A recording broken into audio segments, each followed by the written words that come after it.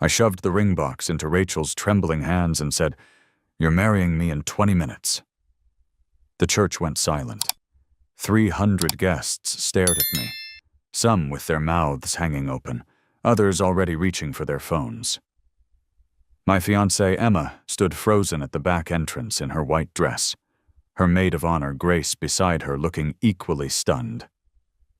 20 minutes earlier, I'd been adjusting my tie in the groom's room when my phone buzzed. Emma's text lit up the screen. "David needs me. His mom had a stroke. I have to go to the hospital. I'm so sorry. We'll reschedule." David, her childhood best friend, the guy who'd been a shadow over our entire relationship for 3 years. I'd read it twice, my hands shaking so hard I nearly dropped the phone. Then I'd walked out, grabbed Rachel, Emma's bridesmaid, my college friend who'd always been there, and made a decision that would change everything. Now, standing at the altar with the officiant looking like he might pass out, I turned back to Emma. She'd finally made it halfway down the aisle, her face pale. "Liam, please," she started, her voice breaking. "You know David is more important than our wedding day," I finished for her. "Yeah, I know." The church erupted in whispers. Her mother stood up, face red. "Emma, what is going on?" Emma's eyes filled with tears. "David's mother had a stroke. She's in the ICU. He called me crying. He needs—" "Me," I interrupted, my voice echoing off the vaulted ceiling. "He called you, not his wife, not his siblings. You, on our wedding day, while 300 people waited, while I waited." 2 months ago, David had called at 2 a.m. because he'd had a fight with his wife. Emma had driven across town to comfort him, leaving me alone in bed. I'd confronted her the next morning, asked her why she couldn't have just talked to him on the phone. She'd looked at me like I was being unreasonable, said David needed to see a friendly face, that I should be more supportive of their friendship. 6 months ago, she'd canceled our anniversary dinner because David needed help moving furniture. Not hiring movers. He wanted Emma specifically to help him pack his bedroom.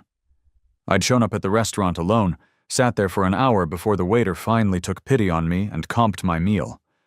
A year ago, she'd left my birthday party early because David was going through something. My mother had pulled me aside. So asked me quietly if I was sure about marrying Emma. I'd defended her. Told my mother she didn't understand their bond.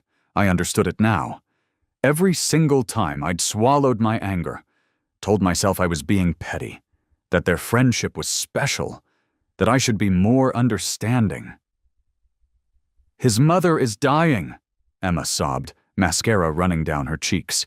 I pulled out my phone and held it up. "Is she?" "Because I just called St. Mary's Hospital. There's no one named Patricia Morrison in the ICU. There's no one by that name admitted at all." The color drained from Emma's face. "I also called David," I continued, my voice steady despite the rage building in my chest. "Guess where he is? At a sports bar, watching the game. His mom is fine. She's on a cruise in the Caribbean. I spoke to his wife, who was very confused about why you'd think otherwise." Grace gasped. Several guests pulled out their own phones, probably fact-checking me in real time. Emma's mouth opened and closed. He told me." "He lied," I said. "And you believed him without question. You were ready to abandon our wedding, humiliate me in front of everyone we know because David told you to." "That's not fair." Emma stumbled forward, her dress dragging on the carpet. "He sounded so upset, so desperate. Like he always does when he wants your attention," I finished. "And you always come running. Every single time." My mother stood up from the front pew. "Emma, is this true? You were leaving?" Emma turned to her, desperate. "Mrs. Chen, you don't understand. David and I grew up together. We've known each other since we were 5 years old." "Nah, he's like family." "I was going to be your family," I said quietly. "Today, in about 15 minutes. But you were already halfway out the door." I'd proposed to Emma on a beach in Maui. She'd cried and said yes, told me I was her forever, that she'd never been so sure of anything in her life. That night, David had called with some crisis about a girl who'd rejected him, and she'd spent 2 hours on the phone with him while I sat alone on our hotel balcony, watching the sunset by myself. At our engagement party, David had shown up drunk and given a rambling speech about how no one would ever understand Emma like he did, how they'd been through everything together, how he'd always be there for her, no matter who else came and went. Everyone had laughed awkwardly. Emma had laughed too, called him silly. I'd pretended it was fine, even as my stomach churned. When we'd moved in together, Emma had given David a key to our apartment for emergencies. He'd used it 4 times in 6 months, always letting himself in without calling first. Once I'd been in the shower and came out to find him sitting on our couch, eating our food, waiting for Emma to get home from work. He'd looked at me like I was the intruder. "Liam, please," Emma begged, reaching for me. "Don't do this. We can talk about this. We can work through this." I stepped back. "No, we can't, because this isn't new, Emma. This is who you are. David will always come first." "That's not true." "Then why did you text me instead of calling? Why didn't you come talk to me face to face?" I held up my phone again. "Because you knew, you knew if you looked me in the eye and told me you were choosing him over our wedding, you couldn't do it." Her father stood up now, his face purple. "Emma Victoria Morrison, you tell me right now what the hell is happening." "I made a mistake," Emma cried out. "I panicked when David called. I wasn't thinking—" "Exactly," I said. "You weren't thinking. About me. About our guests. About the fact that your parents spent $40,000 on this wedding. You just heard David's voice and nothing else mattered." Emma's father looked like he might have a stroke himself. $40,000. The band alone had cost $8,000. The flowers, $10,000. The venue, another $15,000. And Emma had been ready to throw all of it away because David had fabricated an emergency. I turned to Rachel, who still held the ring box like it might explode. She looked terrified, her green eyes wide, her shoulders tense. "Rachel," I said gently, "I know this is insane. I know I'm asking the impossible. But you've been my friend since freshman year. You know me. You know this isn't some impulsive breakdown." Rachel's eyes were wide. "Liam, this is your wedding day. To Emma." "Emma already left," I said. In her heart, she walked out the moment David called. "I'm just making it official." I raised my voice so the whole church could hear. 6 months ago, I started planning something. I had a feeling, call it instinct, that something like this might happen. That David would find a way to ruin this day. So I prepared. I gestured to the officiant. "Father Michael has already agreed. Rachel is single, over 18, and legally able to marry me. I've had a marriage license with her name on it, alongside one with Emma's, sitting in my drawer for 2 months. Everything is ready." The church exploded. People were shouting, standing, some heading for the exits. Emma's bridesmaids huddled together, looking between Emma and me like they were watching a car crash in slow motion. Emma's mother screamed, "This is absurd! You can't just marry someone else." "I can," I said calmly, "and I will, unless Emma can look me in the eye right now and tell me that if David called tomorrow with another emergency, she wouldn't go running to him." Silence. Emma's mouth trembled. Tears streamed down her face, cutting tracks through her makeup. Her hands twisted in her dress, but she didn't say anything. "That's what I thought," I said. Grace stepped forward, her face hard. "Emma, say something." "Tell him David means nothing." "He's my best friend," Emma whispered. "He's been there for me through everything. My parents' divorce, my grandmother's death, when I failed out of nursing school." "And where was I?" I interrupted. "I was there for all of that, too, Emma. I held you when you cried about your grandmother. I helped you study when you went back to school for your teaching degree. I was there. But I was never enough, was I? Because I wasn't David. It's not like that." "Then what's it like? Explain it to me. Explain to everyone here why David gets to call and you drop everything, but I get scheduled around him." Emma looked around wildly, seeking support. Her mother had sat back down, face in her hands. Her father looked disgusted. Her bridesmaids, 3 of them besides Grace, stood frozen. "Rachel, the ring," I said. Rachel looked at Emma, then at me. Something shifted in her expression. Maybe it was years of watching me get hurt. Maybe it was her own feelings I'd been too blind to see. She'd been there through all of it. Every canceled date, every late-night dash to comfort David, every time I'd shown up to her apartment frustrated and confused. She opened the box. "I'll do it," she said quietly. "If you're sure." I've never been more sure of anything in my life. Emma lunged forward, but her father caught her arm. "Liam, no, please, I love you." "You love the idea of me," I said, taking Rachel's hand. "You love having a fiancé who waits patiently while you run to David every time he snaps his fingers. But you don't love me enough to put me first. Not once. Not even on our wedding day." I pulled out my phone one more time and played a voicemail on speaker. David's voice filled the church, slurred and laughing. "Dude, I can't believe she actually bought it. I told her my mom was dying and she was ready to ditch the wedding. Emma's so fucking gullible. Same shit, different day. She'll never put that boring accountant ahead of me. You coming to Riley's tonight? Open bar, and Emma will probably cry on my shoulder all night like always. Maybe I'll finally make a move, see if she's actually serious about this marriage thing." The message had been sent to his friend, Tyler. Tyler, who'd forwarded it to me this morning with a message. "Thought you should know what kind of person you're dealing with. David's been bragging about this plan for weeks. Sorry, man." Emma collapsed. Just dropped to her knees in the aisle, her dress pooling around her like a white puddle. The sound she made was inhuman, a wail that echoed off the stone walls. Grace rushed to her, but Emma shoved her away. No, Liam, he's lying. That was edited or something." "I've already verified it with Tyler," I said. "David planned this. He wanted to ruin our wedding day because he can't stand the idea of you being happy with someone else. And you almost let him succeed." Her mother was crying now, too. Her father looked like he wanted to murder someone. My father, sitting next to my mother, had his arm around her shoulders. She was crying, too, but she nodded at me. A small nod of support. The guests were a chaos of whispers and gasps and people recording everything on their phones. I could see the social media posts already forming. This would be everywhere by tonight. I turned to Rachel. "You deserve someone who chooses you, every time. Without hesitation, I promise I will be that person." Rachel's eyes searched mine. "You mean that?"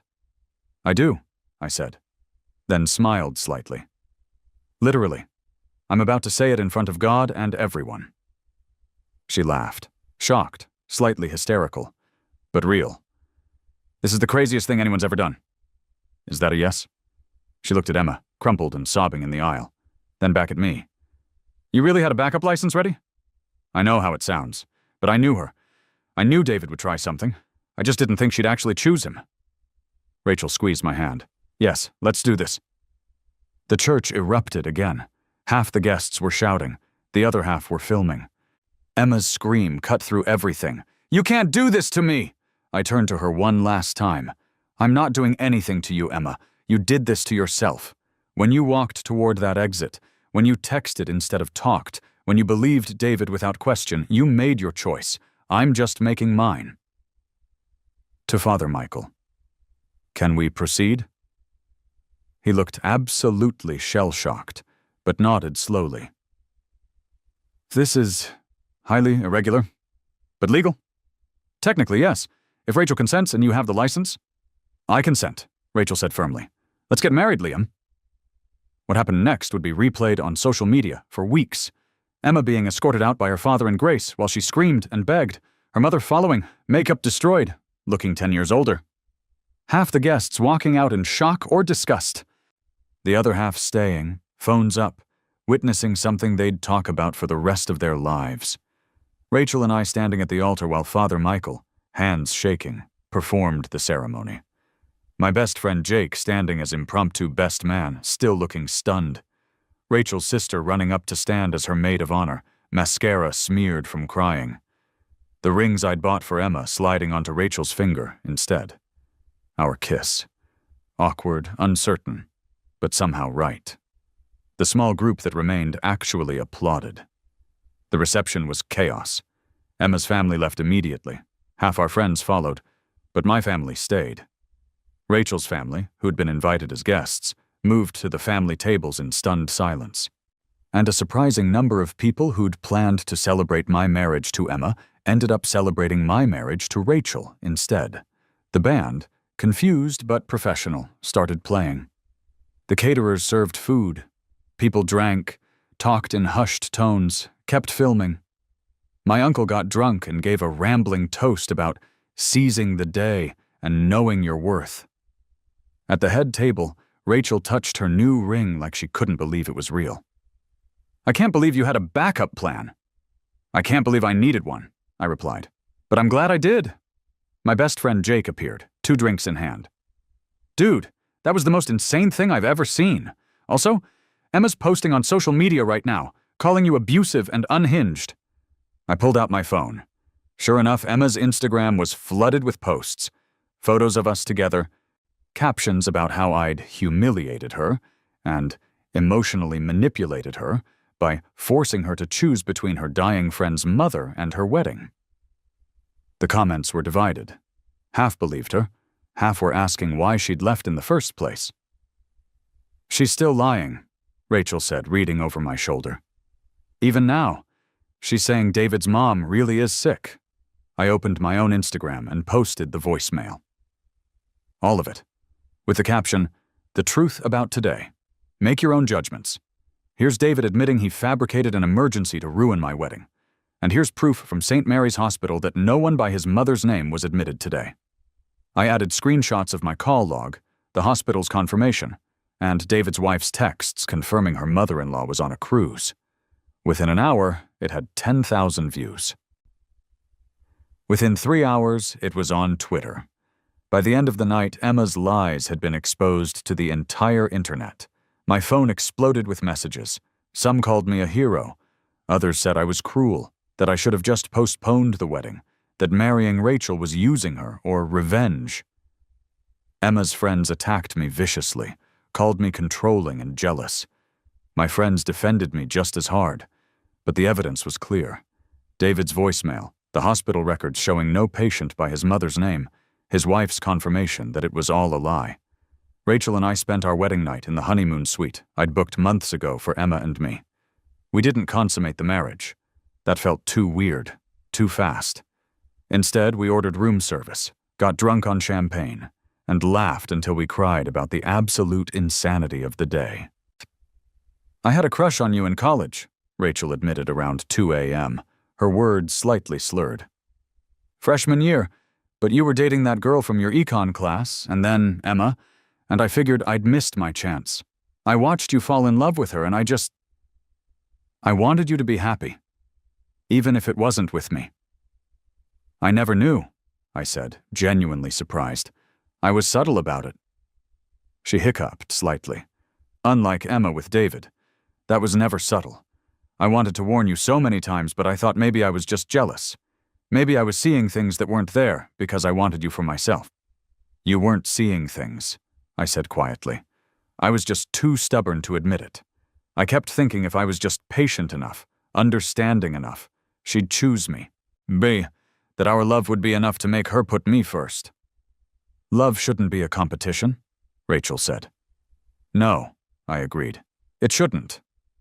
The next morning I woke up to 300 missed calls and 1,200 text messages. Emma had tried to show up at the hotel. Security had removed her. She had camped outside for 3 hours before police escorted her away. David had posted his own statement, calling me jealous and controlling, saying Emma and he were just friends, and I was threatened by their bond. He claimed the voicemail was taken out of context, and that he'd been joking with Tyler. I responded by posting screenshots, every late-night call, every canceled plan, every time Emma had chosen David over me, documented in our text history over 3 years. Dates, times, the excuses she'd given, the anniversary dinner she'd missed, and my birthday party, the weekend trip she'd cut short, the couple's therapy sessions she'd skipped because David needed her. Then I posted the real kicker, David's messages to Emma from last week, the ones I'd found on her iPad when we'd been setting up wedding RSVPs, and she'd asked me to check something. Can't wait until you're married, and I still get to be the most important man in your life. Liam's a placeholder. You and I are forever. If you ever realize what you really want, I'll leave my wife in a heartbeat. Just say the word. Your wedding night, you better be thinking of me. The internet went nuclear. Emma's few remaining defenders disappeared. David's wife announced she was filing for divorce within 24 hours, posting her own statement about years of emotional manipulation and gaslighting. So, Emma deleted all her social media. David did the same after thousands of comments calling him pathetic and predatory. My phone rang. Unknown number. I almost didn't answer. Liam? Emma's voice was small, broken. Please, can we talk? No. I'm so sorry, you were right. About everything. David admitted he lied. He said he wanted to see if I'd choose him. He said if I really loved you, I wouldn't have believed him. It was some sick test and I failed. And I'm so sorry. You chose him, I said flatly. That's all that matters. I made a mistake. People make mistakes. For 3 years? That's not a mistake, Emma. That's a choice. You chose him every single time. And when I finally gave you an ultimatum, when I finally demanded you put me first, you still couldn't do it. I love you. She was sobbing now. The kind of crying that makes it hard to breathe. You love having me wait around. There's a difference. I paused. Don't contact me again. My lawyer will reach out about splitting our assets. We just got married. You can't divorce me. I didn't marry you, I said. Remember, you left. I married Rachel. That's not real. You can't. That was just revenge. You don't actually love her. Don't tell me what I feel, I said coldly. You lost that privilege when you texted me from the church exit.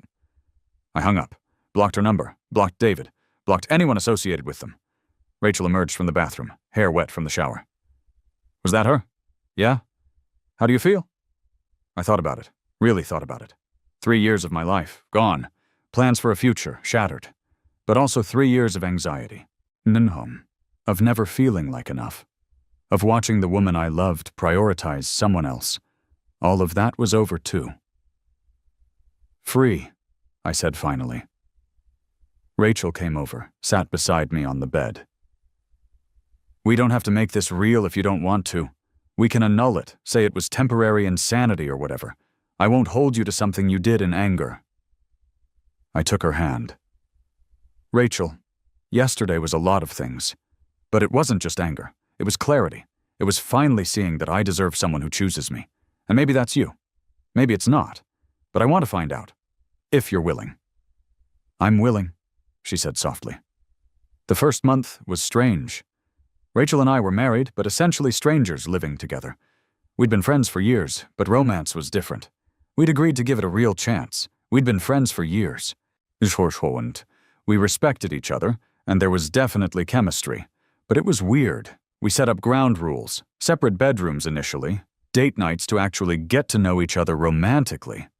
Therapy, both individual and couples, to process the trauma of the wedding and figure out if we were doing this for the right reasons. No pressure to make it work if it didn't feel right. The internet didn't make it easy. We were viral. TikTok had edited the video 1,000 different ways. Reddit relationship forums analyzed every detail. We were memes. We were Twitter threads.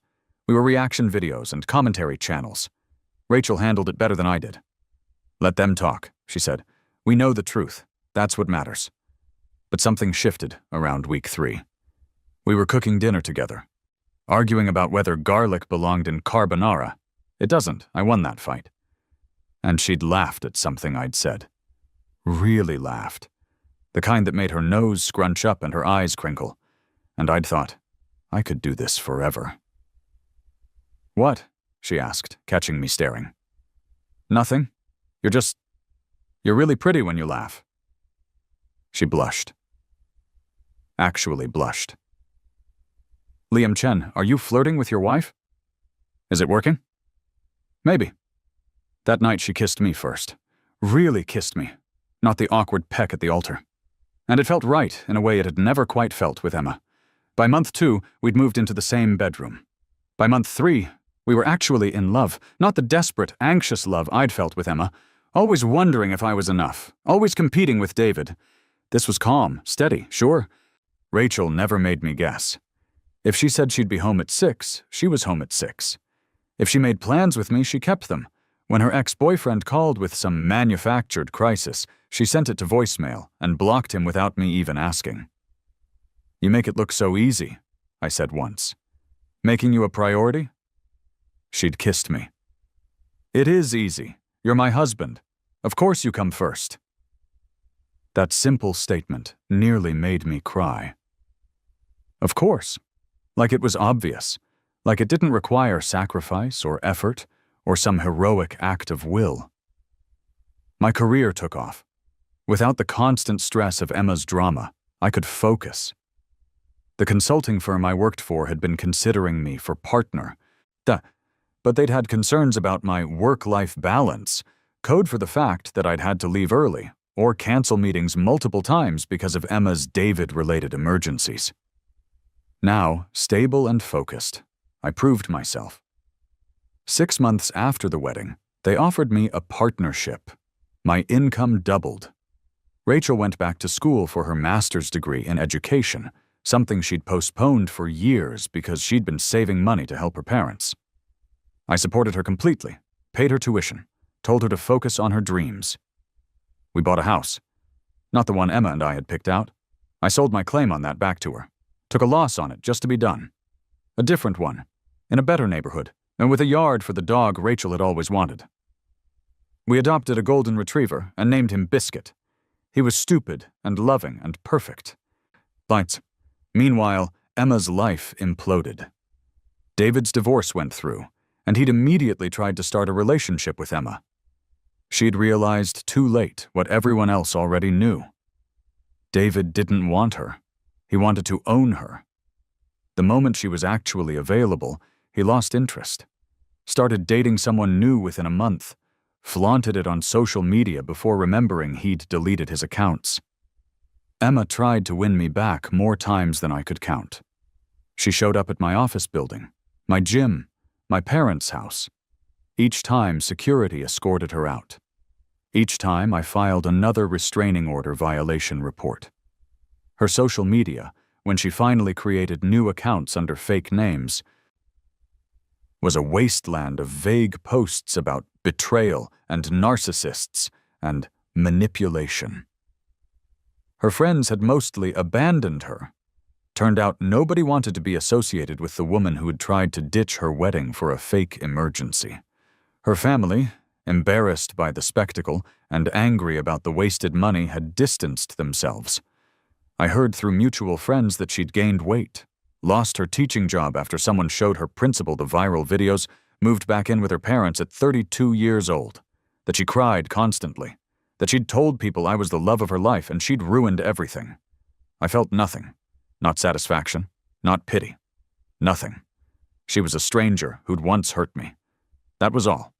6 months after the wedding, I came home to find Rachel in the kitchen, looking nervous. She was pacing, turned, and Biscuit was following her, sensing her anxiety. "What's wrong?" I asked immediately. "Nothing's wrong." She bit her lip. "I'm pregnant." The world stopped, then started again, brighter than before.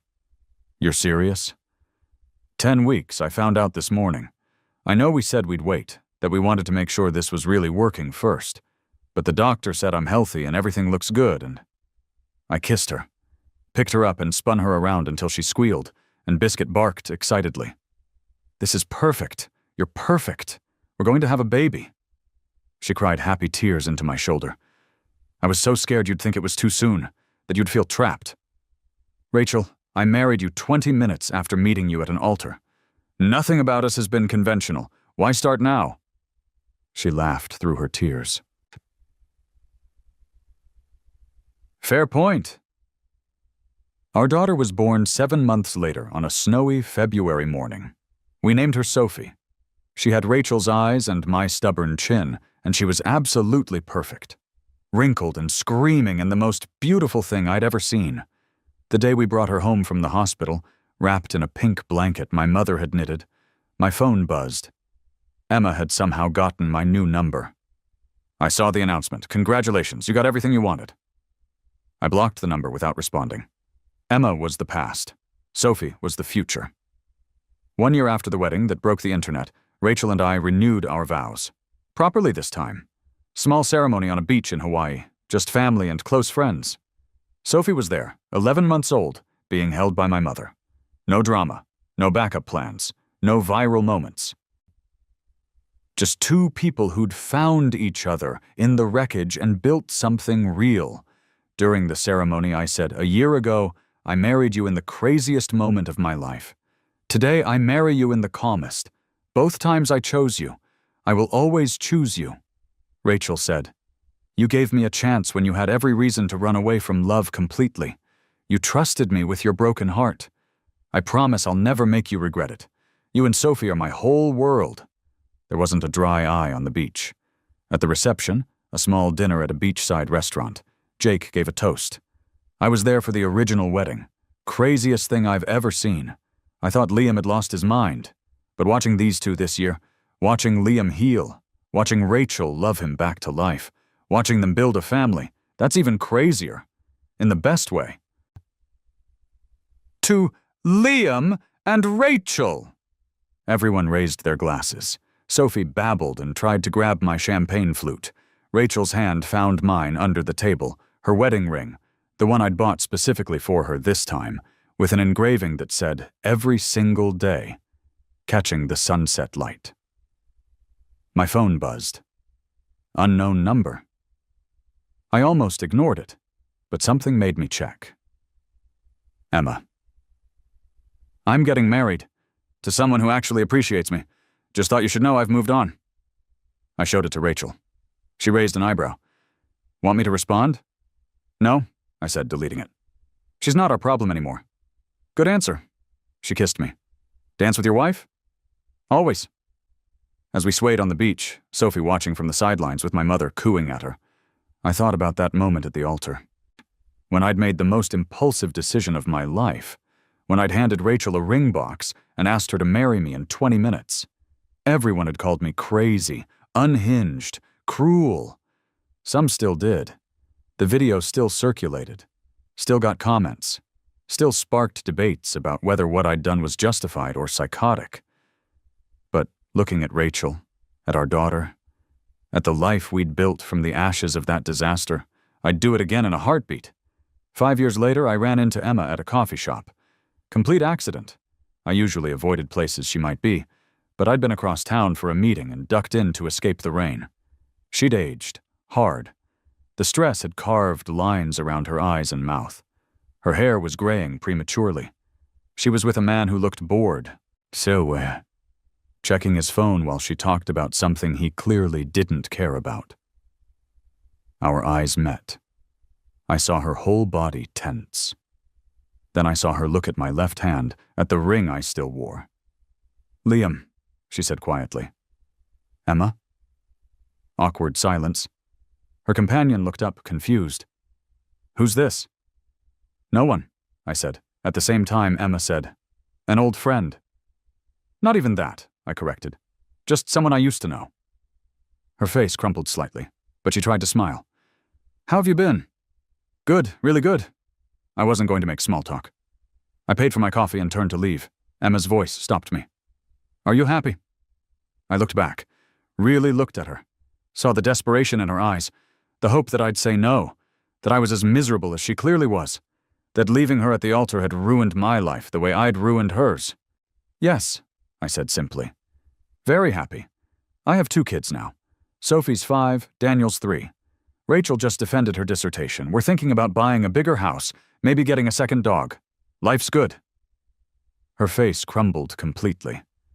The man with her looked uncomfortable, like he wanted to leave. I left before she could respond, before she could cry or beg or tell me about her life. I didn't care. In the car, I called Rachel. "You'll never guess who I just saw." "Emma?" She didn't even sound concerned. "How'd you know?" "You have a tell. Your voice gets all flat when you're processing something. What happened?" I told her everything. Rachel was quiet for a moment. Then, "Do you ever regret it? That day?" Marrying you? Never. Even though it was crazy? Especially because it was crazy. The sensible thing would have been to postpone, try counseling, give Emma another chance. I'd probably still be miserable, trying to compete with David, never feeling like enough. Or she would have left me eventually anyway, when David finally made his move. You were always enough, Rachel said firmly. I know that now. But I didn't with her. With you, I've never doubted it for a second. Good, because Sophie and Daniel are making dinner, and you need to get home before they destroy the kitchen. Tell our children to save some ingredients for actual dinner. Our children say no promises. Sophie just cracked an egg on the floor, and Daniel is trying to eat it. I laughed. I'll be home in 20. I'll be waiting. She always was. The wedding video still circulates on social media sometimes, usually around wedding season. When people share craziest wedding moments compilations, I'm tagged in it regularly by strangers who want to know if it was real, if we're still together, if it was worth it. I never respond. Let them speculate. But sometimes, late at night when I can't sleep, I watch it. See myself grab Rachel's hand. See Emma collapse in the aisle. See Father Michael's shocked face as he marries me to a woman I'd known for years but never really seen until that moment. See Rachel's trembling hands as she accepted the ring. The uncertainty in her eyes that slowly turned to determination. The kiss that started everything. Rachel caught me watching it once, came up behind me in my office where I sat at the computer. Why do you torture yourself with that? I'm not, I said. I'm remembering the moment everything changed. The moment I stopped accepting less than I deserved. She curled into my lap. I'm glad you did. Selfish as it sounds, I'm glad Emma chose David that day. Me too. Really? Really.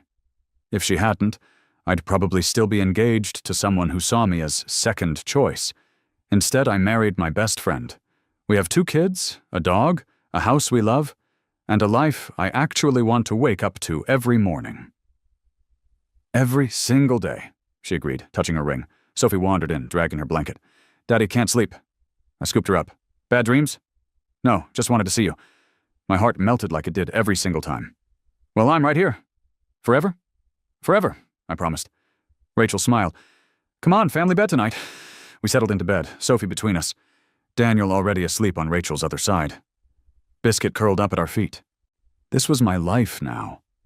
Messy, beautiful, real, chaotic and loud and absolutely perfect. Sometimes I wondered what Emma thought when she saw these moments, if she ever looked. My family photos that Rachel posted sometimes, Sophie's birthday parties, the announcement of Daniel's birth, our vacation photos from Disney World. Did she regret it? Did she realize what she'd lost? I hoped she did. Not out of cruelty, but because maybe it would help her grow, help her understand that you can't put someone on hold indefinitely, that love requires choice, action, commitment, that being someone's backup plan feels exactly as bad as it sounds. My last thought before sleep, I'd walked into that church planning to marry Emma Morrison. I'd walked out married to Rachel Chen. The internet had called it the craziest wedding day in history. They were right. It was also the best decision I'd ever made. 300 guests had watched me marry her bridesmaid instead of her. The video had millions of views. The story had been picked up by news outlets, talk shows, relationship podcasts. People still debated it, still argued about whether I was a hero or a villain. But at the end of the day, only one thing mattered. I'd found someone who chose me back, who didn't make me compete, who loved me without conditions or comparisons or second-guessing. Emma had chosen David on our wedding day. I'd chosen myself, and found Rachel in the process. We won. Every single day we won.